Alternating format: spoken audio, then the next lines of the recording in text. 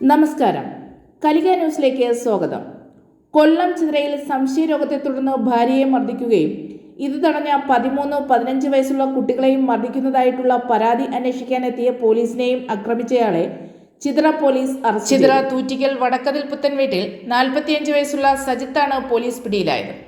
ഏറെ നാളുകളായി സംശയത്തെ തുടർന്ന് ഭാര്യയെ സജിത്ത് മർദ്ദിക്കുകയായിരുന്നു. ഇന്നലെ 3 മണിയോടുകൂടി മദ്യപിച്ചെത്തിയ സജിത്ത് ഭാര്യയെ മർദ്ദിക്കുകയും വീട്ടിലെ സാധനങ്ങൾ അടിച്ചു തകർക്കുകയും ചെയ്തു. മാതാവിനെ മർദ്ദിക്കുന്നത് തടയാനെത്തിയ 13 വയസ്സുള്ള മകനെയും 15 വയസ്സുള്ള മകളെയും കഴുത്തിൽ കുത്തിപ്പിടിച്ച് മർദ്ദിച്ചു.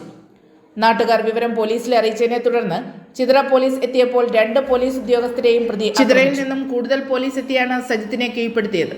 കസ്റ്റഡിയിലെടുത്ത സജിത്തിന്റെ ഭാര്യയുടെയും കുട്ടികളുടെയും മർദ്ദനമേറ്റ പോലീസുകാരുടെയും മൊഴി രേഖപ്പെടുത്തിയതിനു ശേഷം പ്രതിക്കെതിരെ ജുവനൈൽ ജസ്റ്റിസ് ആക്ട് പ്രകാരവും പോലീസ് ഉദ്യോഗസ്ഥരെ മർദ്ദിക്കൽ, കൃത്യനിർവഹണം തടസ്സപ്പെടുത്തൽ തുടങ്ങിയ ജാമ്യമില്ലാ വകുപ്പുകൾ ചുമത്തി കേസെടുത്തു. അറസ്റ്റ് രേഖപ്പെടുത്തിയ പ്രതിയെ കടയ്ക്കൽ താലൂക്ക് ആശുപത്രിയിൽ എത്തിച്ച് വൈദ്യപരിശോധനയ്ക്ക് വിധേയമാക്കിയ ശേഷം കടയ്ക്കൽ കോടതിയിൽ ഹാജരാക്കി കോടതി റിമാൻഡ് ചെയ്തു.